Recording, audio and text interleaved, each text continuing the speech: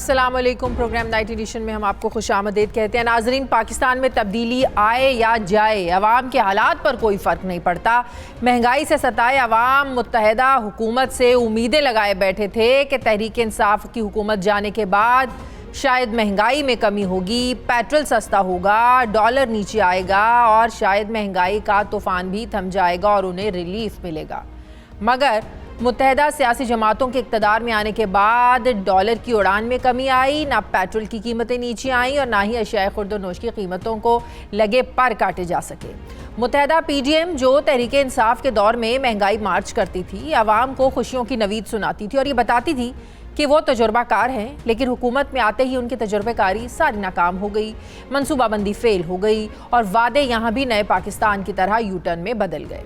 मौजूदा हुकूमत ने एक ही हफ्ते में 2 बार पेट्रोल की कीमतों में इजाफा किया और इजाफा भी कम नहीं, 30 रुपए का किया। न सिर्फ पेट्रोल बल्कि बिजली की कीमत में भी तकरीबन 8 रुपए फी यूनिट इजाफा किया गया। उधर पेट्रोल की कीमत में इजाफा क्या हुआ, ट्रांसपोर्ट के किराए से लेकर रोटी और नान की कीमत तक, दाल सब्जी आलू प्याज से लेकर चिकन मटन बीफ तक और सुई धागे से लेकर कपड़े और जूतों तक हर एक चीज़ की कीमत में इजाफा हो गया। इस बेसाख्ता महंगाई और पेट्रोल की कीमत यकदम 210 रुपए तक चले जाने पर अवाम परेशान कम और हैरान ज़्यादा नज़र आते हैं। अवाम से जब महंगाई पर सवाल किया तो क्या कहना था, ज़रा देखिए। खान साहब अपने 4 साल के अंदर इन्होंने 40 रुपये लीटर पेट्रोल बढ़ाया, इन्होंने 1 महीने के अंदर 60 रुपये लीटर बढ़ा दिया। क्या आप रिलीफ नहीं दे सकते तो इस्तीफे दें, जाएं घरों को। 3.5 साल का मुकाबला आप 2 हफ्तों या 3 हफ्तों में तो कर नहीं सकते। ये सारा जो है ना, ये किया धरा पिछली गवर्नमेंट का है, ये सबके जिम्मेदार इमरान खान साहब है। क्या ये IMF के मुआहदे जो हैं इसमें ये शर्त नहीं है कि अशराफिया की तरफ भी थोड़ा सा ध्यान किया जाए? तो ये काम तो इमरान खान साहब भी कर रहे थे। ये कोई इनका PTI का नहीं है, इसमें तहरीक इंसाफ का ही, नून लीग वाले ही इम्प्लीमेंट कर रहे हैं इन चीज़ों पे। पहले हुकूमत भी इस महंगाई कर रहा था, फिर जो इमरान खान है वो भी इस तरह कर रहा था, अभी ये हुकूमत ये भी महंगाई कर रहा है। उनको आगे से पैसे नहीं मिले थे, इनको तो बढ़ाने हर हाल में थे तो इन्होंने बढ़ा दिया। लेकिन हुकूमत आगे बाहर निकल के देखे तो सही, गरीबों को पेट्रोल पंप में जाके देखे तो सही क्या हाल हो रहा है दुनिया का। दोनों ही महंगाई कर रहे हैं, वो पहले महंगाई करते थे, ये इससे ज़्यादा और महंगाई करने में लगे हुए हैं। सबसे पहली बात तो यही नहीं पता कि पिछली गवर्नमेंट ने एग्रीमेंट क्या किया था, तो आवाम के लिहाज से तो बहुत बड़ा बम है ये। ना PTI को मैं बुरा कह सकता हूँ, ना ये नून लीग को कह सकता हूँ। हमें तो पेट्रोल और राशन वगैरह सस्ता मिलना चाहिए। नाज़रीन, पेट्रोल की कीमतें बढ़ाने पर मौजूदा हुकूमत का ये मानना है कि ये साबिक हुकूमत का ही किया दरा है, क्योंकि जुलाई 2019 में तहरीक इंसाफ हुकूमत ने IMF के साथ 6 अरब डॉलर का मुआहदा किया था और इसी मुआहदे की सूरत में हुकूमत पाकिस्तान को पेट्रोलियम मसनूआत पर दी जाने वाली सब्सिडी मुकम्मल तौर पर ख़त्म करना थी, जबकि 30 रुपये पेट्रोलियम लेवी की सूरत में बढ़ाने थे। अब चूंकि IMF सब्सिडी ख़त्म किए बगैर अपना प्रोजेक्ट जारी रखने को तैयार नहीं था, तो मौजूदा हुकूमत के पास पेट्रोलियम मसनूआत की कीमतों में इजाफे के अलावा कोई दूसरा ऑप्शन नहीं था।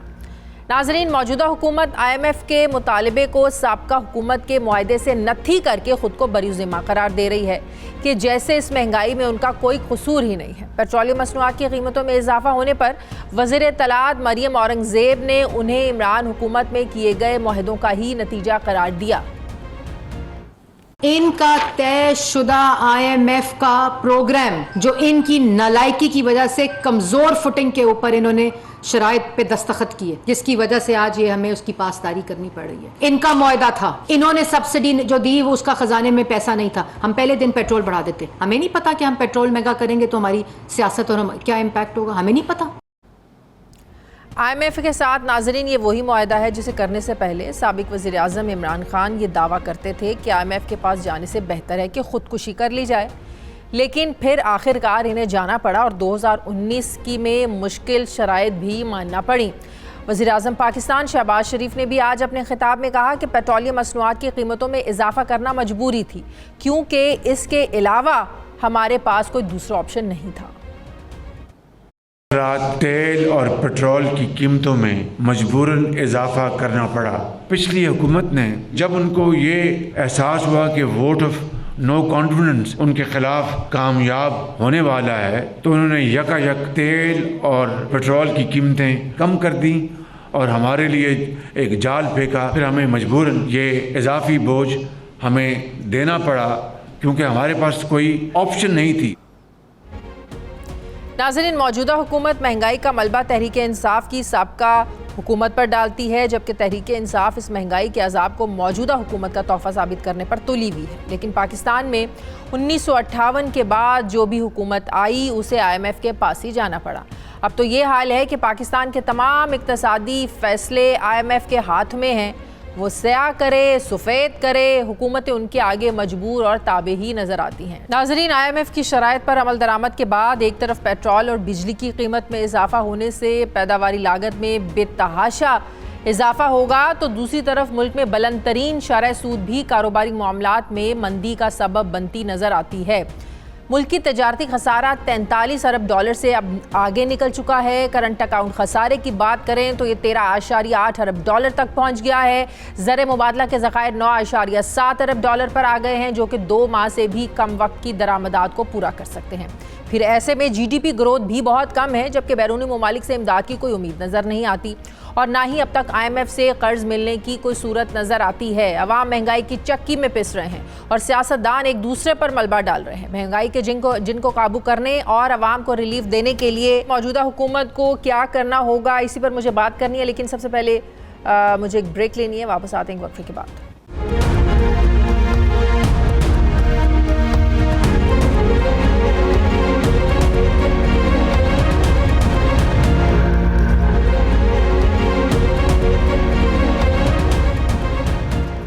ब्रेक के बाद एक बार फिर से आपको खुशामदीद कहते हैं। पाकिस्तान तहरीक इंसाफ के रहनुमा फ़ारूक हबीब साहब ने मुझे ज्वाइन किया। अस्सलाम वालेकुम, बहुत बहुत शुक्रिया फ़ारूक साहब आपका।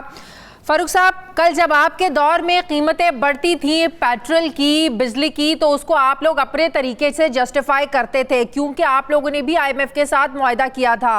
आप लोग भी ज़ाहिर है इस मुआहदे के साथ चल रहे थे। लेकिन जब सब्सिडी आप लोगों ने दी, 10 रुपये कम किया, जिसको IMF ने कहा ये आप लोगों के मुआहदे की खिलाफ वर्जी है, आज आप लोग भी उसी तरह सियासत चमका रहे हैं जिस तरह नून लीग आपके लोगों के दौर में चमकाया करती थी।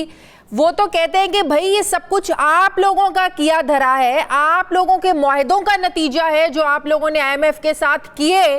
क्योंकि शौकत तरीन साहब की आज भी हमें वो स्टेटमेंट याद है कि पेट्रोलियम लेवी की मद में हमें 30 रुपये बढ़ाने हैं, हर महीने 4-4 रुपये करके हमें बढ़ाने हैं। तो ये आज आप लोग जो उनको कसूरवार ठहरा रहे हैं, मुआहदे तो आप लोगों के किए हुए हैं। नहीं, देखें बुनियादी तौर के ऊपर फर्क क्या है, फर्क अप्रोच का है। इमरान खान ने पाकिस्तान की आवाम, जो कि इसमें 40% आवाम खतरे गुर्बत की लकीर के नीचे रहती है, उनके ऊपर इमरान खान ने बोझ नहीं डाला था। और आपके इल्म में होगा कि कोविड के दौरान भी हम स्टिमुलस लेकर आए थे, आम आदमी के लिए, इंडस्ट्री के लिए पैकेज लेकर आए थे, ताजरों के लिए, गरीब आदमी को कैश स्टिमुलस फराहम किया था। यहाँ आज हमारे ऊपर तनकीद क्या हो रही है, पहले कहते थे कि इमरान खान ने पेट्रोल पंप गिरा दिया। अब इमरान खान जब तेल सस्ता दे रहा था तो कहते थे इमरान खान गरीब को सब्सिडी दे रहा था। इमरान खान गरीब को सब्सिडी दे रहा था ना, इनकी तरह मनी लॉन्ड्रिंग करके बाहर में हालात तो नहीं बना रहा था। हम ऑल्टरनेट तलाश कर रहे थे। 10 रुपए की जो आप लोगों ने सब्सिडी दी ना, नून कहती है कि आप लोगों को पता चल चुका था कि हुकूमत जाने वाली है, तो आप लोग उनके लिए जाल बिछा के गए ताकि उनके लिए मुश्किलात हो। पैसा आप लोगों के पास में नहीं था, क्योंकि वो सब्सिडी आप कितनी देर तक सस्टेन कर सकते थे। नहीं, देखें शादिया, हमारी जो टैक्स कलेक्शन थी वो हमारे टारगेट्स पर जा रही थी। हमने टैक्स रेवेन्यूज को बढ़ाया। आज भी आप देखें कि हमारा जो टैक्स का टारगेट था ना इस साल का, वो हम उससे ज्यादा अचीव करेंगे। हम वहां से लोगों को अकोमोडेट कर रहे थे, गरीब। ये पहली बार हो रहा है कि एक साबका वजीर आजम पे ये तनकीद हो रही है, वो आम आदमी को उसने रिलीफ क्यों दिया, उस मिडिल क्लास के बंदे को सस्ता पेट्रोल क्यों दिया।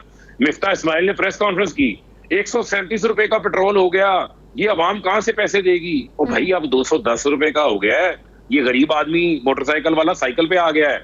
जो मेहरान गाड़ी पे छोटी में फिरता था 800 सीसी वाला, वो मोटरसाइकिल चलाने के काबिल नहीं रह गया। बात बताएं फारूक साहब, आप लोगों ने जो अवाम के साथ सलूक किया है वो किसी से ढका छुपा नहीं है। आप लोगों ने कहा था कि मई जून तक कीमतें नहीं बढ़ाएंगी, ये सब्सिडी मई जून तक बरकरार रहेगी।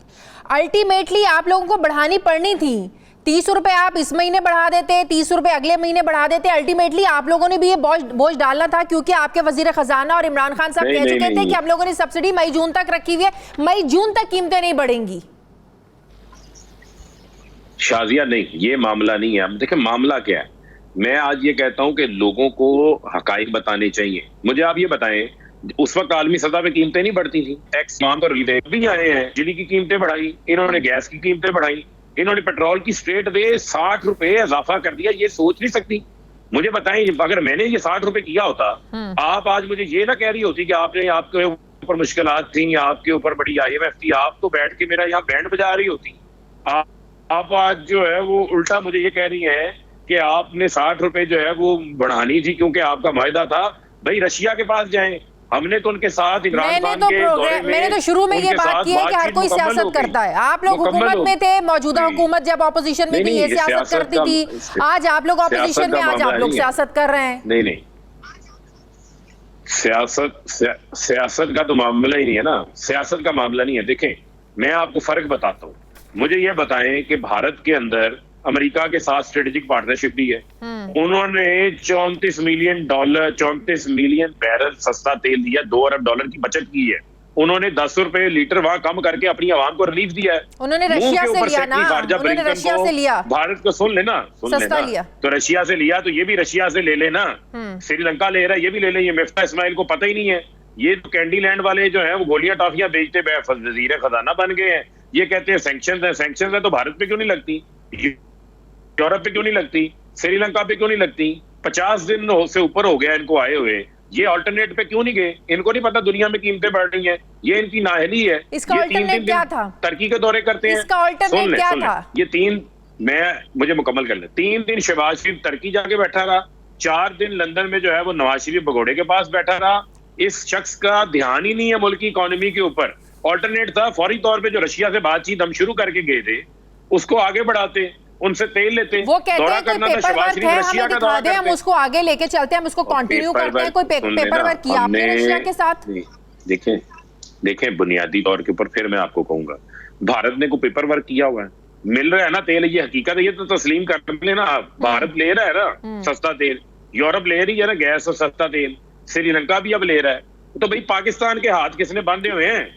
ये अमेरिका की गुलामी से निकले। यही बात इमरान खान कहते थे, आजाद खारजा पॉलिसी का फायदा ये होता है आप अपने मुल्क के मफाद को देखते हैं। ये गुलामी इख्तियार की हुई है। वो कहता है जी अमेरिका पाबंदियां लगा देगा हमारे ऊपर। बात सुने, IMF के प्रोग्राम में आप लोग भी थे, इसका मतलब आप लोग भी अमेरिका की गुलामी में थे? नहीं, हमने देखे, हम IMF में अपने शौक से गए थे। हमें ये लोग अपने शौक से 20 अरब डॉलर का करंट अकाउंट, सुन लेना, ये अपने शौक से गए। मैं आपको बताता हूँ क्यों गए। ये इस मुल्क को 22 बार IMF के पास लेके गए हैं, 6 बार नून लीग लेके गई है, 8 बार पीपल्स पार्टी IMF के पास लेके गई है। कई प्रोग्राम इन्होंने जो है वो मुकम्मल नहीं किए। मुझे ये बताएं कि जिस IMF से कैसे बचा जा सकता है? आपने अपनी एक्सपोर्ट्स बढ़ानी है। इमरान खान ने पाकिस्तान की एक्सपोर्ट्स के अंदर 6-7 अरब डॉलर का इजाफा किया है। 6% ग्रोथ हमने दी कोरोना के बायस।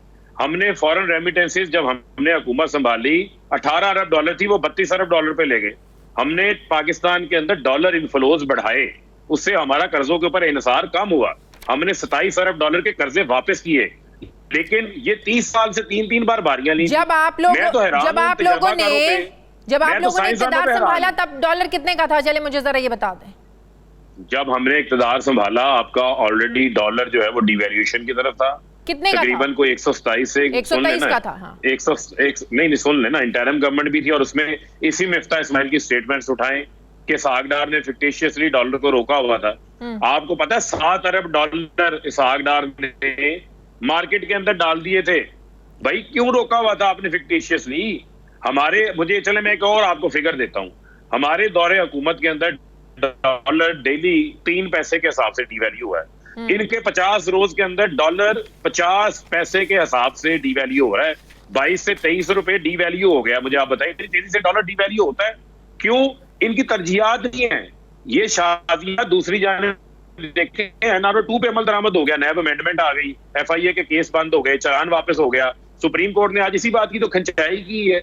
इनका ध्यान दौरों के ऊपर है, इनका ध्यान NRO 2 पे है। ये मैशियत मुल्क को बैंक डिफॉल्ट पे ले आए हैं। आज अनसर्टेनिटी है। इमरान खान साहब ने कहा कि न्यूट्रल ने न्यूट्रल होने का फैसला किया। बड़ी अच्छी बात है, बहुत अच्छी बात है न्यूट्रल रहना, लेकिन मुल्क की सालमियत के लिए ज़रूरी है कि इस मैशियत के मामले पर आप लोग न्यूट्रल ना रहें। तो एस्टेब्लिशमेंट को इस मामले में आप लोग क्यों खींचना चाह रहे हैं, क्यों दावत दे रहे हैं आप लोग? देखिए बात है कि जो इकोनॉमी है वो आपकी सिक्योरिटी के साथ डायरेक्टली लिंक है। तो सोवियत यूनियन क्यों तबाह हुई थी? क्योंकि उनकी मैशियत कमजोर पड़ गई थी। बहुत बड़ी उनकी जो ताकत ये बड़ा एक इम्पोर्टेंट है कि अपनी मैशियत को जो है वो मजबूत रखना। ठीक है, बहुत बहुत शुक्रिया तहरीक इंसाफ। फारूक हबीब साहब मेरे साथ हैं, मुझे ब्रेक लेने। नाज़रीन वापस आते हैं छोटे से वक्फे के बाद।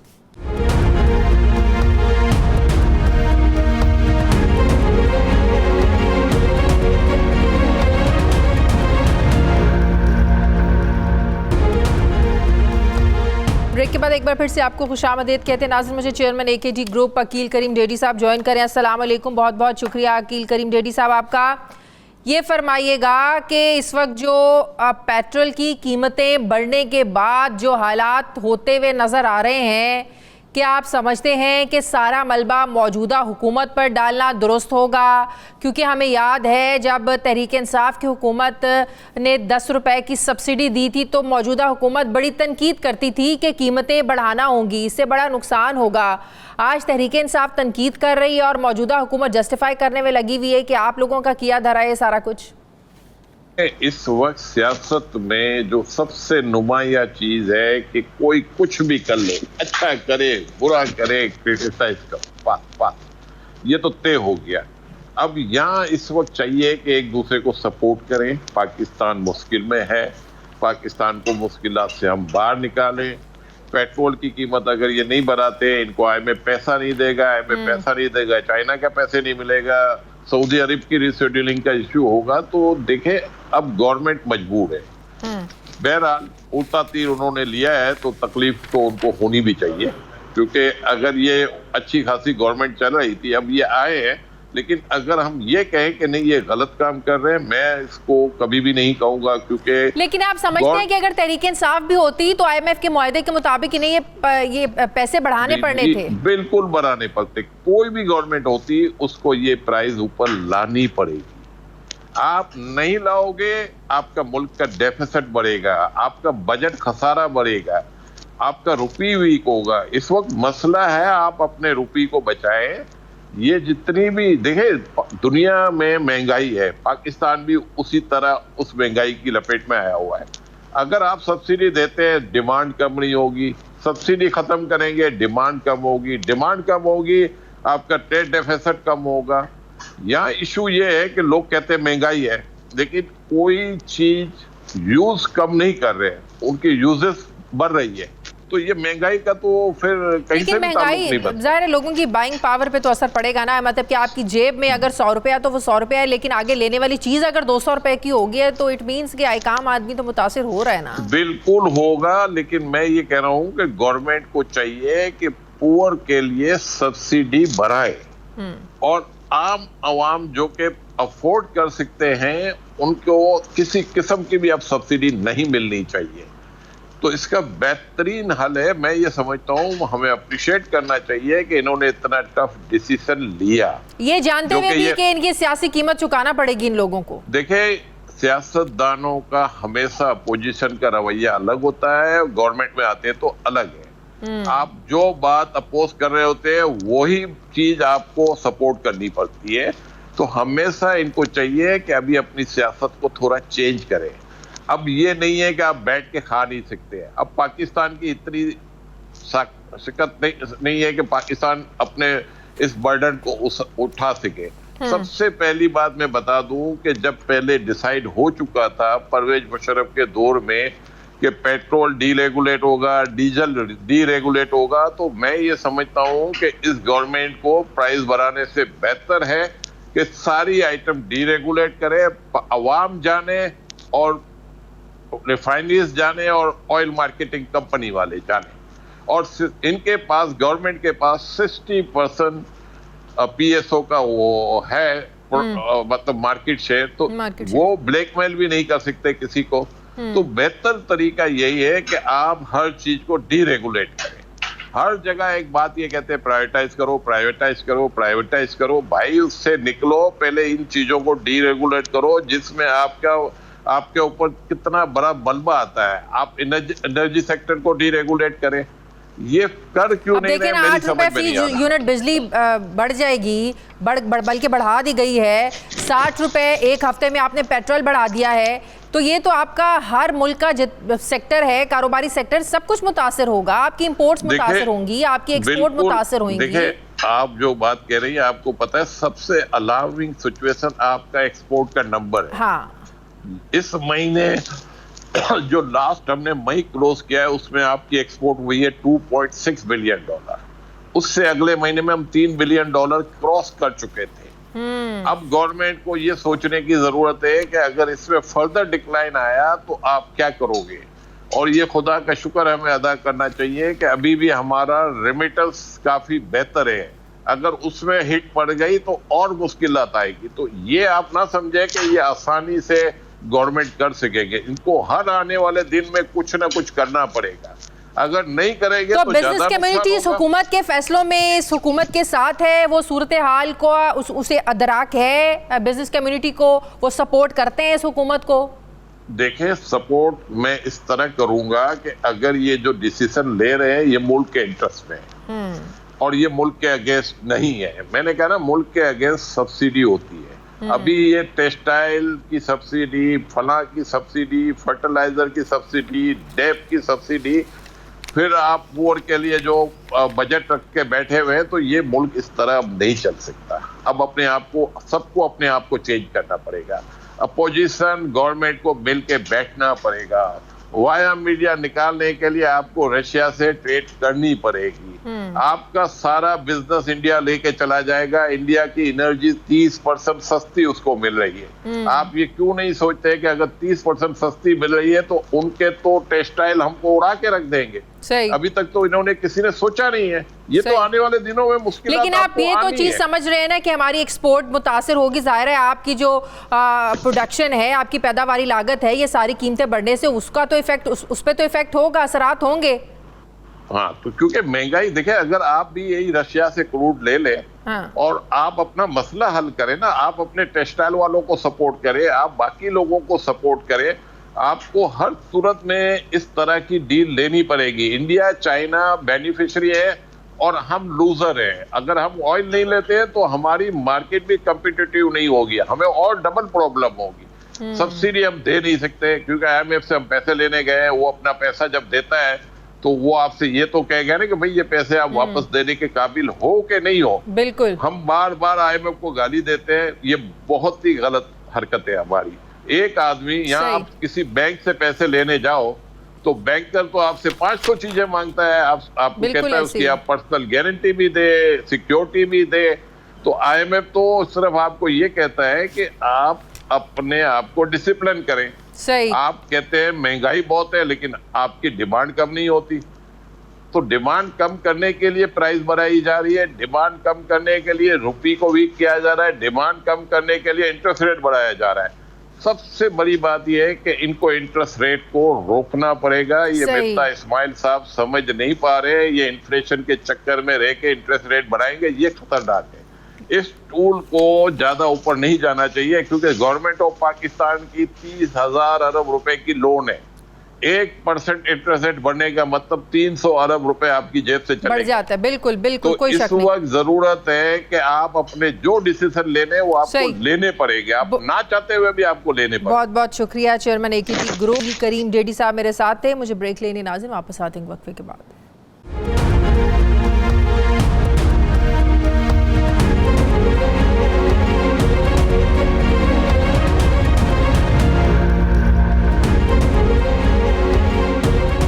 नाज़िन, मुझे ज्वाइन कर रहे हैं editor profit magazine Khurram Hussain साहब। अस्सलाम वालेकुम, बहुत बहुत शुक्रिया खुर्रम हुसैन साहब आपका। एक हफ्ते के दौरान 60 रुपये फी लीटर पेट्रोल की कीमतें बढ़ाना, जाहिर है आम आदमी तो परेशान है, उसको इससे कोई सरोकार नहीं है कि ये साबका हुकूमत ने किया है, मौजूदा हुकूमत ने किया है। लेकिन मेरा सवाल आपसे ये है कि क्या आप समझते हैं कि इस हुकूमत के पास कोई ऑप्शन नहीं था, या आप ये कहते हैं या समझते हैं कि इससे बचा जा सकता था, कोई दूसरा ऑप्शन था? शाजिया, अगर कोई शख्स दुकान चला रहा हो और वो महंगी चीज़ खरीद के आगे सस्ती बेच रहा हो तो आप उसको क्या राय देंगी? ऑफ कोर्स ऐसा तो कोई नहीं कर सकता, महंगा खरीद के तो सस्ता तो कोई नहीं बेच सकता। तो हुकूमत पाकिस्तान एग्जैक्टली ये कर रही थी फरवरी के महीने से ऑनवर्ड्स, और वो इस तादाद में कर रही थी जब से खान साहब ने प्राइस कैप्स अनाउंस किए हैं इस पेट्रोल की और डीजल की, इस तादाद में कर रही थी कि लिटरली पाकिस्तान जो है वो डिफ़ॉल्ट की तरफ जा रहा था। जितना खर्चा इसके ऊपर हो रहा था वो इतना ज़्यादा था कि पाकिस्तान की रियासत की फाइनेंसेस बिल्कुल टूट रही थी इसकी वजह से। और इसी की वजह से पाकिस्तान की जो तमाम रिलेशनशिप्स हैं और जिस बेल आउट की पाकिस्तान को ख़ास तौर पे ज़रूरत है वो बिल्कुल रुक चुका था, क्योंकि तमाम पार्टीज़ ने, चाहे वो सऊदी हो, चाइनीज़ हो, IMF हो, सब ने कहा था कि पहले आप ये चीज़ ख़त्म करें, उसके बाद हम आपकी हेल्प करेंगे। बिल्कुल ऐसे है कि अगर कोई शख्स दुकान चला रहा है, वो महंगी चीज़ खरीद के सस्ती बेच रहा है, उसका नुकसान हो रहा है। लेकिन तहरीक इंसाफ की हुकूमत जवाब ये बताती है कि हम इसके लिए फंड्स एलोकेट करके गए थे, जो सब्सिडी हम दे रहे थे इसके लिए पैसा हमने इकट्ठा किया हुआ था, हमने अलग से पैसा मुख्तस किया हुआ था इसके लिए। नहीं, लेकिन फिर भी देखें, अगर पैसा इकट्ठा किया भी था वो तो मिल नहीं रहा किसी को, तो आई थिंक ये अल्फाजी बात ही है और फिलहाल तो उनकी।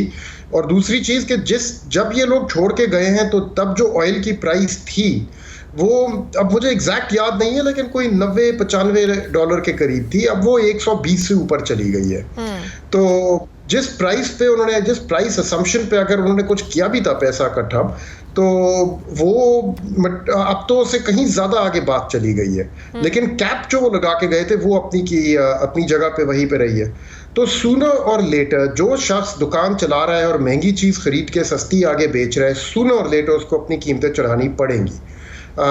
या तो वो बिल्कुल उसकी दुकान ही बंद हो जाएगी। और यहाँ पे यही सूरत हालत हो गई थी कि रियासत पाकिस्तान बंद होने के करीब आ गई थी कि अगर मतलब क्या आप ये कह रहे हैं कि दुकान वही है, जो बेचने वाला है दुकानदार सिर्फ वो बदला है, लेकिन जो उसूल हैं दुकान चलाने के, चाहे वो साबका हुकूमत थी या मौजूदा हुकूमत, उसूल नहीं बदलेंगे, उसूल वही रहेंगे और वो उसूल हैं IMF के।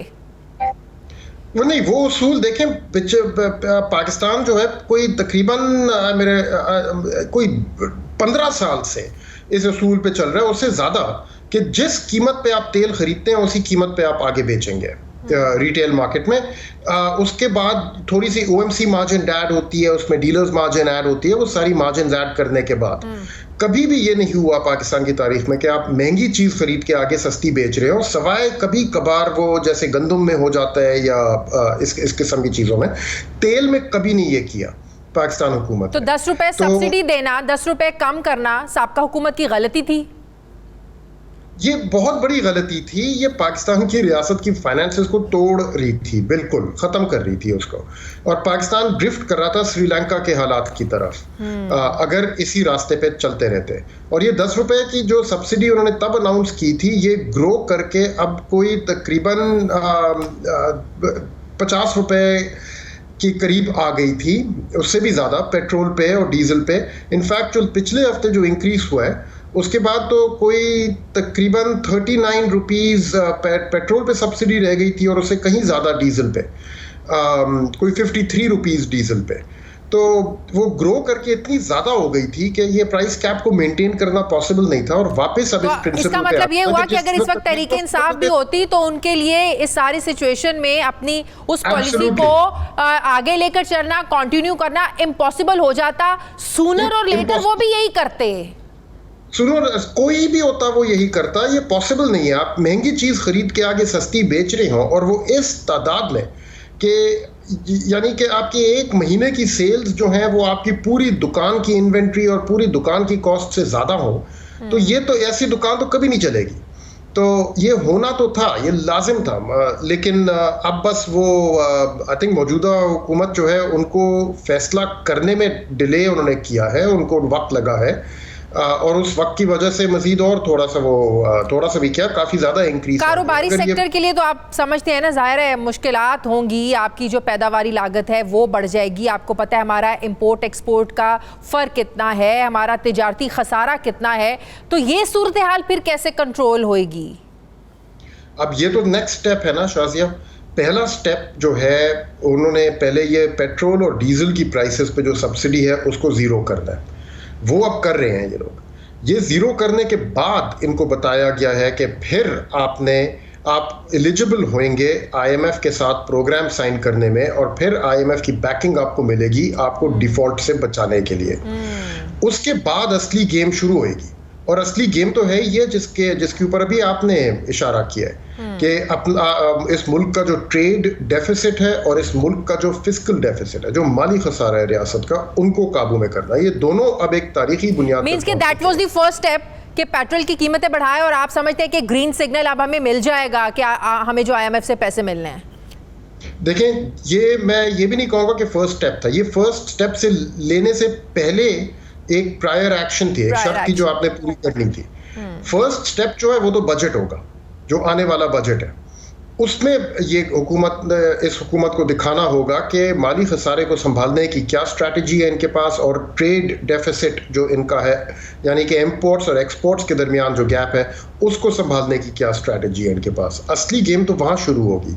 तो बहुत ही ज़्यादा मुश्किल फैसले जो बजट भी बनाना इस हुकूमत के लिए आसान नहीं होगा, बिल्कुल आसान नहीं होगा, और उस बजट को हजम करना आवाम के लिए आसान नहीं होगा, और आवाम की बिजनेस कम्युनिटी को आसान नहीं होगा।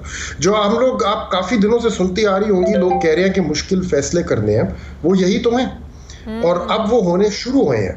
ये तो उनकी शुरुआत।